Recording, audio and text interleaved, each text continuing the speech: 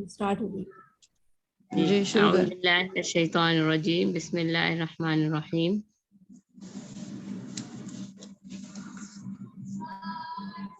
ان اللہ یأمر بالعدل والاحسان وایتاء ذی القربى وینہی عن الفحشاء والمنکر وابلغی. قرآن پاک میں اللہ تعالیٰ ارشاد فرماتا ہے، سورہ نحل کی آیت ہے، بے شک اللہ عدل و احسان کا حکم دیتا ہے اور بے حیائی اور برے کام سے روکتا ہے. آج ہم جس سیشن پہ بات کر رہے ہیں وہ ہے حیا، اور اس کے حوالے سے کیونکہ 2 دن بعد یوم کیا تھا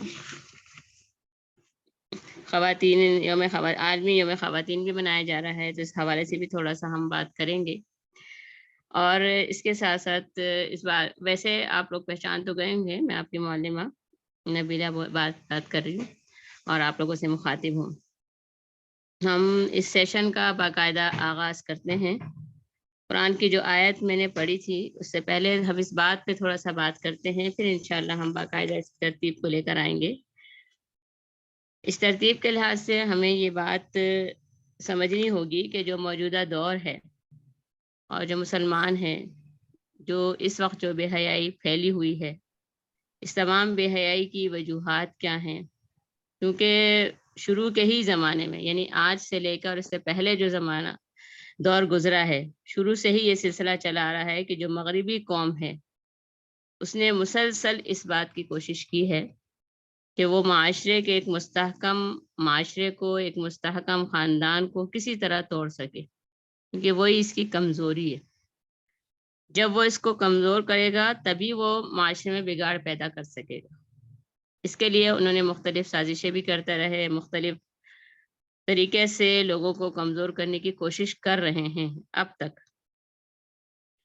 اور اسی طرح جیسے کہا جاتا ہے کہ 19ویں صدی کے نصف آخر تک، جب پہلے سے جو دور شرارت ہے، یعنی 18ویں صدی کا آخری اور 19ویں صدی کا ابتدائی زمانہ، یہ سب جو سلسلہ تھا وہ مغربی قوموں کی ملک گیری کا سیلاب اور ایک طوفان کی طرح اسلامی ممالک پر منڈایا تھا. اور اس نے پوری طرح یہ کوشش کی کہ معاشرے کو پوری طرح بے حیائی کی طرف لے آئے. ٹھیک ہے. اور اس کے ساتھ ساتھ ایک عورت کو اپنے حدود سے نکالے، ایک عورت کو گھر کی 4 دیواری سے نکالے. ٹھیک ہے نا. وہ عورت جو کہ اسلام اسے جس قدر کی نگاہ سے دیکھتا ہے اور اسے جو تحفظ فراہم کرتا ہے، وہ اس 4 دیواری کو توڑ کے باہر آئے. اس کے لیے مختلف سازشیں، مختلف طریقہ کار اختیار کرتے چلے گئے. اور معاشرہ جس طرح چل رہا ہے اس میں یہ بات بھی سامنے آئی کہ مسلمان جب اس شعور کو آئے، یعنی کہ جب آخری 19ویں صدی کے نصف آخر تک جب بات پہنچی اور مسلمان جب جس شعور کو آئے تو انہوں نے دیکھا کہ وہ کس طرح ہر طرف جو ہے بے پردگی، بے حیائی اور تمام چیزیں جو ہے اس کے بادل چھائے ہوئے تھے، اور وہ فطرتاً ان کے اندر غلامی آ چکی تھی، ہے نا. اس طرح وہ پستی کی طرف چلے گئے. مطلب یہ سارے بات پچھلی جو تاریخ تھوڑی میں رکھنے کا مقصد صرف یہ تھا کہ ہمیں اس وقت ہم جس معاشرے میں رہ رہے ہیں اور جس دور سے گزر رہے ہیں، اس وقت عورت اتنی زیادہ آزاد خیال، اتنے حدود سے باہر کیوں ہیں، اتنے بے حیائی کی طرف کیوں جا رہی. اول تو اس بے حیائی کے حوالے سے جو آیت میں نے پڑھی تھی اسی کو ہم اپنے سلسلے کو شروع کر دیتے ہیں کہ یہ بات بھی ہمیں سمجھنا ہے کہ حیا کیا چیز ہے نا. اور حیا جو ہے اس کو اسلام میں، ہمارے دین میں اس کی کتنی اہمیت ہے. جیسے کہ ترجمہ میں دوبارہ پڑھ دیتی ہوں، آپ کو یاد دہانی ہو جائے گی کہ بے شک اللہ عدل احسان کا حکم دیتا ہے اور بے حیائی اور برے کاموں سے روکتا ہے. یعنی کہ باقی جو مذاہب ہے اس کے اندر اس کو اتنی توجہ نہیں ہے اس کی طرف. عورت ان کے لیے بے حیائی کا ہی ذریعہ ہے، یعنی اس کی نہ کوئی حیثیت ہے نہ مقام ہے. لیکن دین اسے کیا قرار دیتا ہے؟ وہ کہتا ہے حیا کیا ہے؟ حیا جو ہے وہ ایمان کا حصہ ہے. ایک حدیث میں آتا ہے کہ ایمان کی 60 سے اوپر کی کچھ شاخیں ہیں اور حیا بھی ایمان کی ایک شاخ ہے نا. اسی طرح کہا گیا ایک اور حدیث میں یہ بات ہمیں ملتی ہے جو کہ بخاری کی حدیث ہے کہ اگلی نبوت کی باتوں میں سے لوگوں نے جو کچھ پایا اس میں سے ایک یہ معقولہ بھی ہے کہ جب تجھ میں شرم و حیا نہ ہو تو جی چاہے تو جو جی چاہے کرے، یعنی کہ اب اگر تمہارے اندر حیا نہیں بچی تو پھر اللہ کے رسول نے فرمایا تمہارا جو دل چاہے کرو۔ یہ ایک ایسی فطرتی چیز ہے، ایک ایسی چیز ہے جسے اسلام، اللہ اور اس کے رسول انتہائی پسند کرتے ہیں، یعنی کہ ایمان خطرے میں پڑ جاتا ہے جب انسان اس شک کو چھوڑتا ہے یا بے حیائی کی طرف بڑھتا ہے۔ اب حیا کے حوالے سے ہم اس لفظ کو سمجھ لیتے ہیں کہ حیا کیا، جو ویسے تو بہت چھوٹا سا لفظ ہے اگر دیکھا جائے کہ کیا چیز ہے اس میں حیا اور شرم، یہ ایک سادہ سا لفظ ہے، لیکن اس کا مطلب کیا ہے اس کو ہم نے سمجھنا ہے کہ انسان اپنے دل میں کسی برے اور خلاف فطرت کام کے لیے جھجک کا مادہ رکھتا ہے، البتہ اس کا دینی مفہوم بہت گہرا اور دیر پا اثر رکھنے والا ہے نا۔ یہ جھجک کیا ہے؟ یہ ہمارے اندر کی آواز ہے نا، یعنی کہ جو ہماری ضمیر کی آواز ہے، جو جھجک یہی چیز ہے کہ جب ہم اس برے کام سے رکنے کی کوشش کرتے ہیں ہمارے اندر وہ چیز جب تک پنپتی ہے جب تک ہم حیادار رہتے ہیں، لیکن جب ہم اس چیز سے آگے بڑھتے ہیں تو وہ ہمارے نقصان دہ ہوتی ہے۔ تعالیٰ کے سوا کوئی معبود نہیں، اور میں گواہی دیتی ہوں کہ حضرت محمد صلی اللہ علیہ وآلہ وسلم کے بندے اسی طرح یہاں پر یہ بات سمجھائی گئی ہے کہ عورت کی زندگی میں اس اخلاق کی خوبی کی بڑی اہمیت ہے، اگرچہ اسلام نے مرد اور عورت دونوں کے ایمان کا جز حیا کو قرار دیا اور دونوں کو یہ بتلائی کہ اللہ بے حیائی اور برے کاموں سے روکتا ہے۔ یعنی کہ اب دیکھیں یہاں پر ایک مثال، ایک بات میں آپ کے سامنے رکھتی ہوں کہ عورت کو اتنا زیادہ اللہ تعالیٰ نے وقار جو دیا ہے اور اتنا باپردہ رہنے کے لیے کہا، کیونکہ عورت کا نام ہی چھپانا ہے کہ اس کو چھپا کر رکھنے والی چیز ہے۔ تو ایک عورت نے عالم سے سوال کیا کہ آخر عورت پر اتنی روک ٹوک کیوں کی جاتی ہے؟ مرد کو تو نہیں کہا جاتا ہے نا کہ بھائی اس جگہ سے نہیں جاؤ، اس طرح جاؤ، جلدی آؤ، یعنی تمام باتیں اسے بہت کھٹکتی تھی۔ تو اس نے پوچھا کہ آخر ایسے کیا مسئلہ ہے کہ یہ بات جو ہے ہم سے، یعنی مردوں سے کہیں نہیں کہی جاتی، ہم سے زیادہ کہی جاتی ہے۔ تو اس عالم نے ان کو ایک مثال دی، اور وہ مثال کیا دی کہ کبھی تم نے گودام دیکھا ہے؟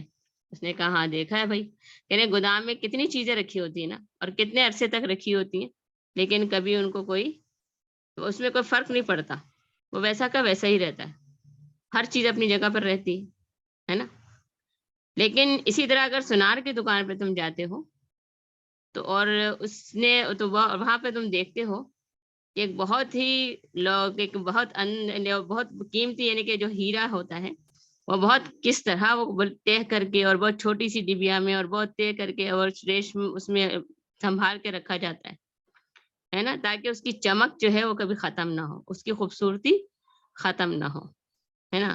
تو بس کہہ رہے ہیں بس یہی جو ہے عورت کی مثال ہے کہ عورت کیا ہے، وہ ہیرے کی مثال ہے کہ اسے بڑے خوبصورتی کے ساتھ اللہ تعالیٰ نے اس کو جو مقام دیا ہے کہ اس کو کس طرح تمہیں سنبھال کے رکھنا ہے، ٹھیک ہے۔ تو اسی طرح یہاں پر آگے دیکھیں کہ اللہ تعالیٰ نے اس نہ صرف دنیا میں بلکہ آخرت میں بھی جنت کی اس نعمتوں کی خوبیوں میں سے ایک جو حوریں دی ہیں، یہ بھی اللہ تعالیٰ کی خاص نام ہے۔ دیکھیں وہ بھی عورت کو اللہ تعالیٰ نے جو وہاں پہ عورت کی صورت میں حوریں بھی اللہ تعالیٰ نے جو بنائی ہے، جو خدا صرف اپنے پسندیدہ بندوں کو انعام یافتہ بندوں میں دے گا، ہے نا۔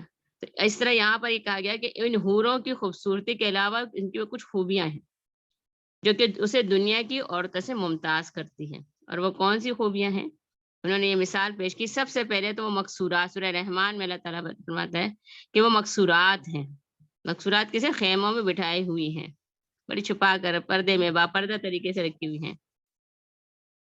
اور دوسری بات کہا گیا کہ وہ چھپائے ہوئے موتی کی طرح ہیں، جس طرح موتی چھپائے کر رکھا جاتا ہے نا، جس طرح ہیرا چھپا کے رکھا جاتا ہے، اس کو کسی کے سامنے نہیں لایا جاتا اور اس کی چمک نہیں ختم ہونے دیتا آسانی سے، اسی طرح یہ موتی کی مثال ہے۔ اور دوسری بات، ایک تیسری چیز یہ بتائی کہ وہ نیچی نگاہ والیاں ہیں، ہمیشہ اپنی نگاہ کو نیچے رکھتی ہیں۔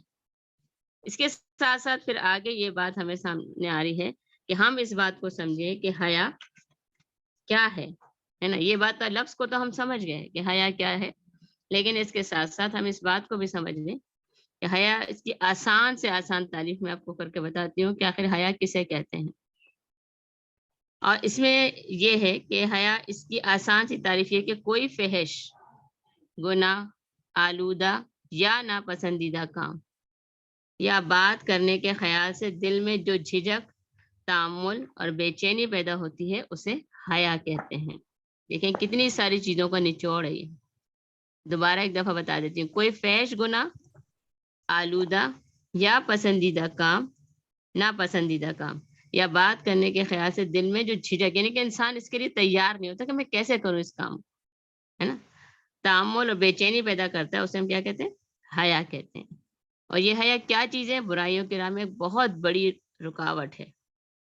انسان بڑھ ہی نہیں سکتا جب تک اس کے اندر حیا موجود ہوتی ہے.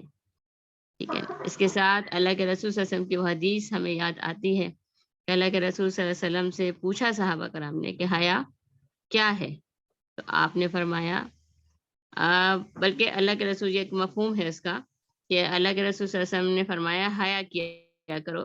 تو آپ نے کہا اللہ سے حیا کرو. تو کہ اللہ سے حیا کرے، اللہ تعالیٰ سے ہم کیسے حیا کریں؟ تو اس نے کہا اللہ سے حیا اس طرح کی. اس نے کہا بھائی اللہ سے حیا کیسے کریں؟ تو کہا کہ حیا تم اس طرح کرو کہ تم سر اور سر میں آنے والے خیالات کی حفاظت کرو. جو آپ کے ذہن میں جو تصورات آتے ہیں، سب سے پہلے تو ان تصورات کو چیک کرو. ہر لحاظ سے، لباس پہنتے وقت، معاشرے میں جاتے وقت، گفتگو کرتے وقت، ٹھیک نا، ان تمام چیزوں تم یہ سوچو کہ بھئی تمہارے اندر جو ہے، جو تم یہ کر رہے ہو تو یہ حیا کے مطابق ہے یا نہیں. یعنی لباس آپ کا باپردہ ہے یا نہیں، تقوی والا لباس ہے یا نہیں، ہے نا، ساتر لباس ہے یا نہیں، کہیں غرور اور تکبر والا لباس تو نہیں پہن رہے آپ، بیہودہ نکالی والا لباس تو نہیں پہن رہے. جیسا کہ اللہ کے رسول جیسا کہ سورہ نور میں اللہ تعالیٰ فرماتے ہیں وَلِيَنْ سُرُوا بِن بِخَمْرٍ ہُنْ عَلَى جُيُوبَهُنَّ، اور اپنے سینوں پر اپنی اوڑھنیوں کے آنچل ڈالے رکھیں. کیا ہے کہ، اور یہ جس کے عرف عام میں دوپٹہ کہتے ہیں. آنچل کیا ہے؟ دوپٹہ ہے. یعنی وہ عورت کے لباس کا ایک مستقل حصہ ہے جس کا مقصد صرف سر، گردن اور سینوں کو ڈھانپنا نہیں ہوتا، بلکہ اس کا مقصد یہ ہوتا ہے کہ وہ انسان وہ اپنے آپ کو پوری طرح، یعنی اپنے سینوں کو پوری طرح ڈھانپ کر رکھے. لیکن حالانکہ معاشرے میں دیکھیں، آج کل معاشرے میں دوپٹہ کہاں سے کہاں پہنچ گیا اور کیسے پہنچ گیا. اب دیکھیں، ایک بار حضرت عائشہ رضی اللہ عنہا کی بھتیجی حضرت حفصہ بنت عبد الرحمن ام المومنین کے پاس آئیں، اور ایک بار وہ باریک اوڑھنی اوڑھے ہوئے تھی، ہے نا، باریک دوپٹہ. ہم دیکھتے ہیں جارجٹ کا پہن لیتے ہیں، ایسے پہن لیتے ہیں، نیٹ کا پہن لیتے ہیں. پتہ ہے کیا ہوا تھا؟ حضرت عائشہ رضی اللہ عنہا نے اس باریک اوڑھنی کو پھاڑ ڈالا اور حضرت حفصہ رضی اللہ عنہا کو ایک موٹی اوڑھنی اوڑھا دی. یہ موطا میں موجود ہے. ٹھیک ہے. اسی طرح وہ حضرت ابو ہریرہ رضی اللہ عنہ فرماتے ہیں کہ وہ عورتیں جو لباس پہنے میں بھی عریاں ہیں، خود بھی حق سے ہٹی ہوئی ہیں اور دوسرے لوگوں کو بھی حق سے ہٹاتی ہیں، وہ جنت میں داخل نہیں ہوں گی اور اس کی خوشبو بھی نہیں پائیں گی، حالانکہ جنت کی خوشبو 500 برس کی مسافت سے آتی ہے. ٹھیک ہے. یعنی کہ آپ دیکھیں کہ اللہ تعالیٰ نے کس طرح اس چیز کو ہمارے سامنے رکھا ہے، اور ساتھ یہ بھی بتایا کہ اور اس کے ساتھ ہم اس بات کو بھی سمجھے کہ حیا کی جو وسعت ہے، اس کے تقاضے ہیں، وہ کیا ہے کہ ظاہر اور باطن کی یہ حیا مل کر ایک ایسے انسان کو پیکر انسانیت میں ڈالتی ہے کہ اس کے لیے تو کہا جاتا ہے کہ حیا مرد کی زینت اور عورت کا زیور ہے. ٹھیک ہے. اس لیے اب دیکھیں کہ جب ہمارے اندر حیا ہوتی ہے تو اسی کے اندر ہماری خوبصورتی، ہمارے وہ تمام چیزیں کس طرح محفوظ ہوتی ہیں، تحفظ میں ہوتی ہیں. یعنی ہمارے لیے ضروری ہے کہ اب اس کا مقصد کیا ہے کہ ہمارے لیے ضروری ہے کہ ہم کے تمام عوامر کو سمجھیں اور اس پر عمل پیرا بھی ہوں. اسی طرح اس کے ہم بہت سی چیزوں میں یہ بھی دیکھتے ہیں کہ حیا کے باعث انسان کتنے فوائد حاصل ہوتے ہیں. کہ حیا اور پاک دامنی کا کیا ہے؟ آپس میں اس طرح ہے جیسے چوری دامن کا ساتھ ہو، کیونکہ حیا ان تمام باتوں سے انسان کو روکتی ہے جو انسان کی پاک دامنی کو خراب کرے. یعنی اس کی عزت، اس کی آبرو، اس کی تمام چیزوں کو محفوظ کرنے کا اصل سبب کیا ہے؟ حیا ہے. یہ شور کی آواز کیوں آ رہی ہے؟ نیو جوائنی حمیرہ، ان سے کہہ دیں پلیز میوٹ. بہت شور آ رہا ہے نا. یا پریزنٹر سے لیکن پلیز کہہ دیں کہ ان کو میوٹ کر دیں. ماجرین صاحبہ بہن یعنی اب یہاں پر دیکھیں کیونکہ حیا ان تمام باتوں سے انسان کو روک لیتی ہے جو انسان کی پاک دامنی کو خراب کرتی ہے. اور ایمان کے بعد مسلمان کا سب سے بڑا حسن کیا ہے؟ جب اس کی حسن اس کی پاک دامنی ہے. جب انسان ایمان لے کر آتا ہے تو سب سے زیادہ ہے کہ اس کی عزت پر، اس کے دامن پر کسی قسم کا داغ دھبا نہ ہو. سب سے زیادہ اسی کی کوشش کرتا ہے نا انسان، ہے نا. اور یہی بات طے ہے کہ جب تک انسان اس چیزوں کو کرتا ہے تبھی انسان جو ہے ایک اچھا انسان اور باحیا انسان کہلاتا ہے. اور اس کے ساتھ ساتھ جو ہے پھر یہ بات بھی ہمارے سامنے آتی ہے کہ حدیث میں آتا ہے کہ جب بندہ گناہ کرتا ہے تو اس کے دل پر ایک ایسا سیاہ دھبا پڑ جاتا ہے، اور جب توبہ کرتا ہے تو مٹ جاتا ہے نا. یعنی کہ جب گناہ کرتا ہے تو ایک دھبا پڑ جاتا ہے سیاہ کلر کا، لیکن جب توبہ کرتا ہے اللہ تعالیٰ اس کو مٹا دیتا ہے. لیکن اگر وہ ایسا نہیں کرتا ہے نا، ایک یعنی اگر وہ ایک گناہ کرتا ہے، کوئی فحش کام کرتا ہے، کوئی فحش بات کرتا ہے، کوئی ایسا عمل کر جاتا ہے جس کے بعد اس کو پچھتاوا نہیں ہوتا، جس کے بعد وہ اللہ سے توبہ نہیں کرتا، تو پھر کیا ہوتا ہے؟ دوسرا دھبا پڑ جاتا ہے، یہاں تک کہ سارا دل بالکل سیاہ ہو جاتا ہے اس کا. پھر اس کو کوئی فرق نہیں پڑتا کہ معاشرے میں وہ کس طرح لوگوں سے کیسے معاملہ کر رہا ہے، کس کی عزت کا خیال رکھ رہا ہے، کس کا نہیں رکھ رہا. گفتگو میں وہ حیا کا تقاضا، بے حیائی کی کتنی گفتگو کر جاتا ہے اسے پتہ نہیں چلتا، کیونکہ وہ کہتا ہے یہ تو عام سی بات ہے، ساری دنیا کر رہی ہے، اگر میں نے بات کر لی تو اسے کیا فرق پڑ گیا، ہے نا. گھر میں ایسے لباس میں وہ گھوم رہا ہوتا ہے یا گھوم رہی ہوتی ہے نا. یعنی ایک عورت اگر ویسے لباس پہنتی ہے، کہتی کیا ہوا دوپٹہ اگر سائڈ پر پڑا ہے تو فرق تھوڑی پڑتا ہے، ساری دنیا سے گھوم رہی تھی، گھر میں سارے اپنے ہی تو ہیں، کون سا لوگ پرائے ہیں، ایسے فرق نہیں. وہ کہتے ہیں کہ فرق نہیں پڑتا نا. لیکن جب حیا ہوتی ہے تو انسان ضرور سوچتا ہے کہ نہیں جو بھی ہے، لیکن مجھے اپنے آنچل کے جو آیات کے مطابق اپنے سینوں کو ڈھانک کے رکھنا ہے، اپنے سر کو ڈھانک کے رکھنا ہے نا. تو اس لیے کہا گیا کہ وہ بالکل سیاہ ہو جاتا ہے، اب زنگ آلود ہو جاتا ہے. بتائیے جو چیز پہ زنگ لگ جائے تو وہ تو ناقص ہو جاتا ہے، وہ تو بہت مشکل، یعنی کوئی چیز نہ اندر جا سکے نہ باہر جا سکے. بالکل جب فرق ہی نہیں پڑتا، کیوں فرق نہیں پڑتا؟ کہ ایمان کی روشنی اندر نہیں جا سکتی، ہے نا. اب یہاں پہ کیا کرنا ہے؟ امام احمد ترمذی ابن ماجہ کی ہے حدیث موجود ہے، اس میں کہ کہا گیا ہے کہ اس کو دور کرنے کا طریقہ کیا ہے کہ آپ استغفار پڑھیں. جتنا آپ استغفار پڑھیں گے اتنا ہی اللہ تعالیٰ آپ کے دلوں کی سیاہی کو ختم کر دے گا. اسی طرح پھر آگے بتایا گیا ہے، اس بات کو بھی سمجھنا ہے کہ اس کے ساتھ ساتھ کہ دل میں آنے والے خیالات بھی پاک ہونے چاہیے، کیونکہ خیالات کے بارے میں کیونکہ میں نے کہا نا سر اور سر میں آنے والے خیالات کی حفاظت کرنا اس طرح. اور جب اس سر میں خیالات پاکیزہ ہوں گے تو دل میں بھی خیالات وہی ہوں گے، دائرۂ مرکز تو وہی ہے نا. یعنی کہ اس چیز کا مجموعہ تو وہی ہے نا کہ جب انسان دل کو تو بڑی اہمیت حاصل ہے نا کہ انسان محفوظ کرتا ہے. اب آپ کوئی بھی کام کرتے ہیں آپ یہ کہتے ہیں نا میرا دل یہ چاہتا ہے، میرا دل نہیں چاہتا، ہے نا. سوال تو یہی ہوتا ہے کہ دل، کیونکہ اسی طرح کہا گیا قرآن میں بھی اللہ تعالیٰ نے بیشتر مقامات میں فرمایا کہ تقویٰ دلوں میں ہوتا ہے نا. اور اگر منافقین کو کہا کہ بھائی دل جو ہے جب بیمار ہو جاتا ہے، اس میں نفاق ہو جاتا ہے تو انسان ایمان سے دور ہو جاتا ہے. ٹھیک ہے، تو اس لیے یہاں پر یہ بات ہمارے سامنے آتی ہے. اور پھر الگ جہاں حیا کے حوالے سے یہ بات بھی سامنے آتی ہے کہ سورہ نور کی بیعت ہمارے سامنے آتی ہے کہ اللہ تعالیٰ فرماتا ہے اور اے نبی مومن عورتوں سے کہہ دیجئے کہ اپنی نگاہیں نیچی رکھیں، اپنی شرم گاہوں کی حفاظت کریں، بناؤ سنگھار نہ دکھائیں بجز اس کے جو خود ظاہر ہو جائیں، اور اپنی نگاہیں نیچی رکھیں. اور اس کے ساتھ ساتھ پھر یہ کہا گیا کہ اور اپنی بجز اس کے کہ خود ظاہر ہو جائے، اپنے سینوں پر اپنی اوڑھنیوں کے آنچل ڈالے رکھیں اور اپنے بناؤ سنگھار نہ ظاہر کریں مگر ان لوگوں کے سامنے کہ اپنے شوہر ہو، باپ ہے، شوہر کے باپ ہے، یعنی جو محرم رشتے ہیں ان کے سامنے آپ جو ہے ظاہر ہے اس چیز کو کر سکتے ہیں. یعنی باپ بیٹے، اپنے شوہروں کے بیٹے یا اپنے بھائی یا بھائیوں کے بیٹے یا اپنے میل جول کے ہوتے ہیں، یا اپنی لونڈی ہے، غلام ہے، یا زبردست مرد جو کہ کسی اور قسم کی غرض نہ رکھتے ہوں، وہ بچے جو عورتیں کی پوشیدہ باتوں سے واقف نہ، وہ پاؤں زمین پر مارتی ہوئی نہ چلے، جو زینت انہوں نے چھپا رکھی ہے وہ ظاہر ہو جائے. اس طرح سورہ احزاب میں کہا گیا. ٹھیک ہے نا.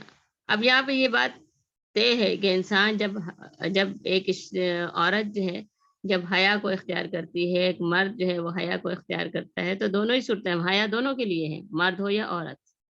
اس کے لیے یہ کہا گیا کہ یہ کہا گیا کہ پوری طرح اپنے آپ تحفظ کا خیال رکھیں، چاہے لباس ہو، چاہے جسم ہو، چاہے زبان ہو، چاہے گفتگو ہو، کیونکہ ان تمام چیزوں میں اس چیز کے عنصر کو شامل کیا. چاہے نگاہیں ہوں، ایسی محفلوں کی طرف نہ لے جائے، ایسی جگہوں کی طرف نہ لے جائے، ان تمام چیزوں کو ہم نے سامنے رکھنا ہوتا ہے. تو یہاں پہلی بات تو یہ ہے کہ اگر ان کے سامنے آنے کی ضرورت ہو یا گھر سے باہر نکلا جائے تو جسم کے دیگر اعضاء کے علاوہ چہرے کے مکمل پردے کے ساتھ نکلا جائے. یہ خواتین بحیثیت حیا اور پہچان لی جائیں گی اور نہ ستائی جائیں گی.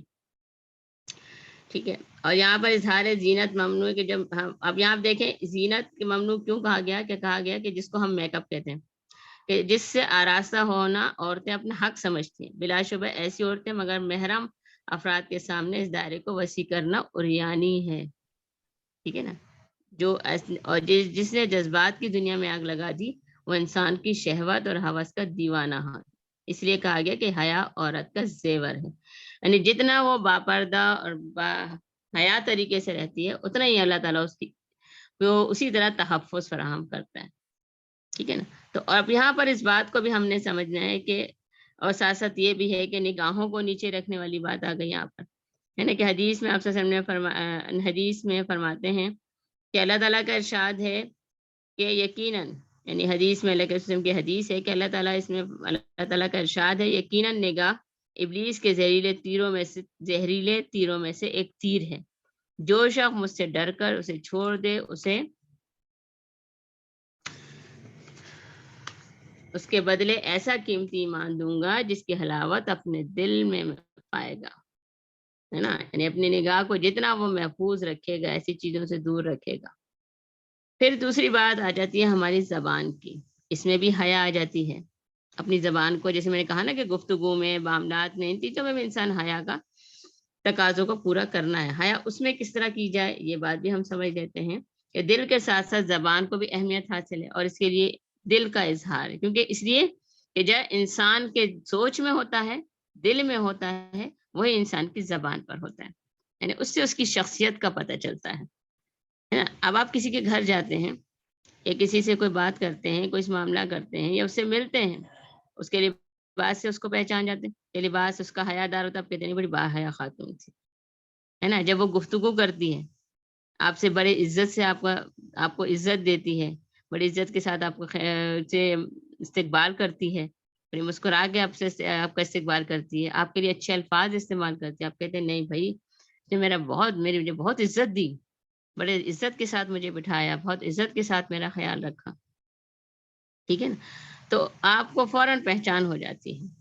بظاہر تو کہتے ہیں یہ چھوٹا سا گوشت کا ٹکڑا ہے، اس کے کیا فرق پڑتا ہے، چھوٹا سا زبان میں چھوٹا سا تو حصہ ہے. لیکن اس چھوٹے سے حصے کے بارے میں کہا جاتا ہے کہ یہ زبان جو ہے یہ عقل کی نائب ہے. اور عقل ایسی چیز ہے کہ جس کے ہاتھے سے کوئی چیز باہر نہیں، اور جو کچھ ہم وہم و خیال میں آتا ہے زبان اس کی تعبیر کرتی ہے. یعنی آپ کی سوچ کی عکاسی کرتی ہے یہ کہ آپ جو ہے علم والے بندے ہیں. یعنی ایک اگر خاتون بولتی ہے یا مرد بولتا ہے، یعنی ایک مومن مسلمان ہی بولتا ہے، تو وہ فوراً پتہ چل جاتا ہے کہ بھائی یہ علم والا ہے نا. تو آپ دیکھیں اب عام گفتگو ہم کرتے ہیں، ہمیں فوراً لوگ کہتے ہیں نہیں آپ کو ٹیچر ہیں کیا. یہ کیسے پہچان جاتے ہیں؟ ہماری زبان اور گفتگو کے انداز سے پہچان جاتے ہیں، ہے نا. اسی طرح ہاؤس وائف ہوتی ہے، وہ جب کچھ بولتی ہے کہتے ہیں کہ لگتا ہے کہ آپ گھر میں ہی رہتی ہے نا. آپ گھر میں زیادہ آپ کا عام اس سے معاشرے میں نہیں ہے زیادہ استعمال. تو یہ تمام چیزیں ہم دیکھیں کہ نہیں فوراً پتہ چل جاتا ہے اس کی. میرا مطلب ہے کہ شخصیت کی عکاسی کرتی ہے، جس سوچ کا وہ مالک ہوتا ہے یا ہوتی ہے فوراً پتہ چل جاتا ہے. اور اس کے ساتھ کہا گیا کہ جبکہ دوسرے اعضاء کو اختیار حاصل نہیں، کیونکہ شکلوں اور رنگوں کے سوا کوئی شے آنکھوں کی حکومت میں نہیں، اور آواز کے سوا کوئی شے کان کے تصرف میں نہیں. اور دوسرے اعضاء کا بھی یہی حال ہے، کیونکہ زبان کی حکومت دل کی طرح ساری مملکت پر ہے. ٹھیک ہے. اسی طرح ایک حدیث میں ہمیں یہ بات ملتی ہے کہ انسان ایک ایسا کلمہ کہہ جاتا ہے جس کے نقصان کو نہیں سمجھتا، اور اس کی بنا پر دوزخ میں اس سے دوری سے زیادہ دور گرتا ہے جتنی مشرق اور مغرب کے درمیان. ہے نا. یہ بات سمجھ میں آئی آپ کے؟ یعنی کہ یہی بات دوسری حدیث میں ڈیفائن کی گئی ہے، واضح کی گئی ہے کہ انسان کوئی بات کہتا ہے تو اتنا معمولی سمجھتا ہے.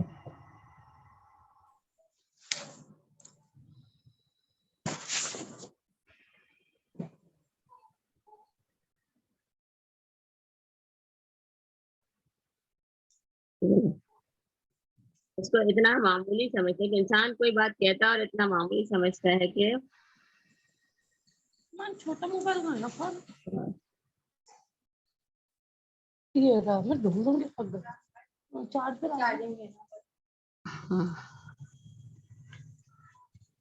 شرنگل دادا کو لکھن خبر نہیں شم کو رہتا سا ہاں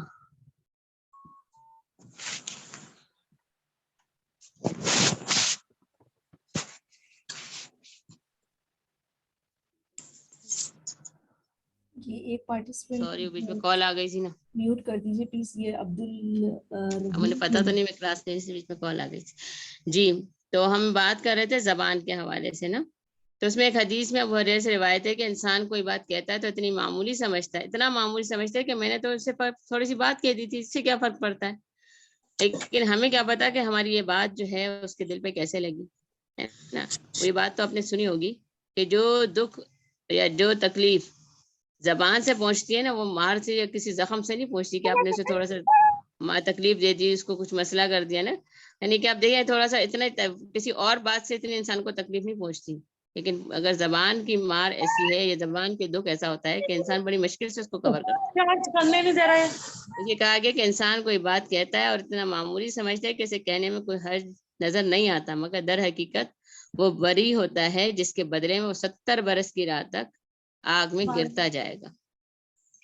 بہت بڑی بات ہے یہ, ہے نا. اور کہا جاتا اور اسی طرح ہم زبان سے بہت سی برائیاں کر بیٹھتے ہیں, جیسے غیبت ہے, گالم گلوچ ہے, دیگر اخلاقیات ہیں, ہے نا. غیبت ہے اور بری باتیں ہیں یا فحش موضوعات کا موضوع گفتگو ہمارا ہوتا ہے, جس میں نے کہا زبان سے کچھ بھی کہہ لیں ہمیں صرف ہم کہتے ہیں کہ فرق پڑتا ہے. تو جب انسان ان تمام چیزوں کی طرف چل پڑتا ہے تو ظاہر ہے کہ وہ ان چیزوں سے دور چل, یعنی یہ روح جو ہے اس سے نکل جاتی ہے جو حیا کی روح ہے. اور اس کے لیے کہا جاتا ہے کہ روح کی ناجائز لذت ہے, اور کہا گیا کہ زنا کا دروازہ ہے. اس طرح حدیث میں یوں بھی بات ہے کہ جسم کا ہر عضو زبان کا ارتکاب کرتا ہے. شیوانی گفتگو زبان کا اور سننا کان کا زنا ہے. اسلام میں گانا سننا اسی لیے گناہ ہے کہ یہ روح کی ناجائز لذت ہے اور زبان کا دروازہ ہے. یعنی دیکھیں کتنی, اگر ہم تھوڑا سا اس بات پہ غور کریں کہ اللہ تعالیٰ نے ہر چیز ہر بات کتنی واضح ہمارے سامنے رکھی. اسی لیے کہا گیا کہ نبی کی بیویوں تم عام عورتوں کی طرح نہیں ہو, تمہیں اپنی بہت چیزیں خیال رکھنا ہوگا. اگر تم اللہ سے ڈرنے والی ہو تو دبی آواز سے بات نہ کیا کریں, ہے نا. یعنی ہم بات کریں, اگر نہ کسی سے بات کرنے کی ضرورت پڑے تو ہم ایسی ہی بات کریں, لگی لپٹی بات نہیں ہوگی. نہیں, دبی آواز سے بات نہ کیا کرو. دل کی خرابیوں کو مبتلا کوئی شخص لالچ میں پڑ جائے, بلکہ صاف سیدھی بات کرو. اپنے گھر میں ٹک کر رہو اور سابق دور جہالت کسی سجدت نہ دکھاتی پھرو. یہ کیا کہا کہ بھئی آپ نے اس بات کا بہت خیال رکھنا ہے کہ جب آپ جو ہے کسی سے کی ضرورت پڑنے پر خواتین مردوں سے یہ بات کر سکتی ہیں مگر سپاٹ لے جائیں, سیدھی بات, لگی لپٹی نہیں. یعنی اس کو اس بات کا موقع نہ دے کہ بھئی اس کے دل میں کوئی لالچ کوئی خواہش ہے نا. دوسری بات, گھروں تک ٹک کر رہیں, ٹھیک ہے. اپنے حدود کو دیکھیں, اپنے دائرہ کار کو دیکھیں, کیونکہ آپ عورت جو ہیں اس گھر کی ملکہ ہیں. آپ نے اس گھر کو سنبھالنا ہے, آپ نے اس خاندان کو مضبوط کرنا ہے, اپنی اولاد کو آپ نے تربیت دینا ہے. بہت بڑا میدان ہے نا. ایک صحابیہ نے کہا گیا کہ بھئی ہم سب تو جہاد پہ جاتے ہیں, ہمیں جہاد پہ کیوں نہیں. تو آپ نے کہا آپ کا جہاد تو آپ کا گھر ہے, ٹھیک ہے نا. آپ اس میں جتنا زیادہ اپنے مجاہدین تیار کریں گے, بہت اس کی تربیت کریں گے, یہی سب سے بڑا جہاد ہے ہمارا, ہے نا. تو پھر یہاں پر دیکھیں کہ کہا اس پہ یہ بات پھر رکھی کہ اگر عورت کسی مقصد کے لیے نکلتی بھی ہے, اگر نکلتے بھی ہیں ہم لوگ, تو اطمینان کے ساتھ فرائض ادا کرنے چاہیے. گھر سے باہر ضرورتاً نکلیں, یہ حدود ہیں ایک عورت کے اسلام کے دائرہ کار میں, اور یہی بات ہمیں اس آیت میں ہی بتائی گئی ہے, ٹھیک ہے. اور اس کے ساتھ ساتھ پھر کہا گیا کہ جب انسان ان چیزوں کا خیال رکھتا ہے تو پھر اس کے ساتھ ایک اور بات بھی ہمارے سامنے رکھی آتی ہے کہ جب اس عورت جو ہے گھر سے نکلے, زیب و زینت میں یہ بات بھی آتی ہے کہ خوشبو لگانا منع کیا گیا ہے نا. کہ خوشبو کا شمار بھی چونکہ زیب و زینت میں ہوتا ہے, تو اس لیے اس بات سے منع کیا گیا کہ عورت خوشبو لگا کر گھر سے باہر نہ نکلے. کیوں منع کیا گیا اس سے, خوشبو لگانے سے کیا فرق پڑتا ہے؟ تو اس کے بارے میں بھی حضور صلی اللہ علیہ وسلم نے روایت کی. آپ نے فرمایا کہ ہر آنکھ زنا کرتی ہے, اس لیے عورت کو چاہیے مردوں کی نگاہ سے بچ کر گزر جائے. جب عورت عطر لگا کر کسی مجلس سے گزرتی ہے تو وہ ایسی اور ایسی ہوتی ہے، یعنی زانیہ ہوتی ہے. آپ دیکھیں اس پر کہ کتنی بڑی بات ہے کہ انسان، اگر ہم تھوڑا سا غور کریں کہ بھئی یہی ہے کہ ہم پرفیوم لگا کے جاتے ہیں، یہ تمام چیزوں کو خوشبو لگا کے جاتے ہیں تو لگانا منع ہے. ٹھیک ہے. حضرت ابو ہریرہ روایت کرتے ہیں کہ اس نے فرمایا جو عورت خوشبو استعمال کرے وہ ہمارے ساتھ عشاء کی نماز میں شریک نہ ہو. ظاہر پہلے تو اس طرح کی جماعت ہوتی تھی نا کہ پیچھے الگ حصہ بنانے والا ہوتا تھا، پیچھے خواتین ہوتی تھیں، آگے مرد ہوتے تھے. کہا کہ بھئی وہ اس نماز نہیں پڑھ سکتی، یہ غلط ہے.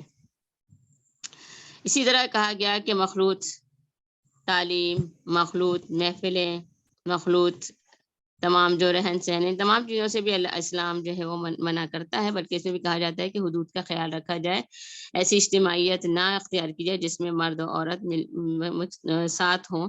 اسلام مرد عورت کے مابین انفرادی اور اجتماعی، کھلے اور چھپے، گھر کے اندر یا باہر، ہر قسم کے اختلاط سے منع کرتا ہے. اس لیے کہا گیا کہ ایک دوسرے کو چھونے سے بھی منع کیا گیا.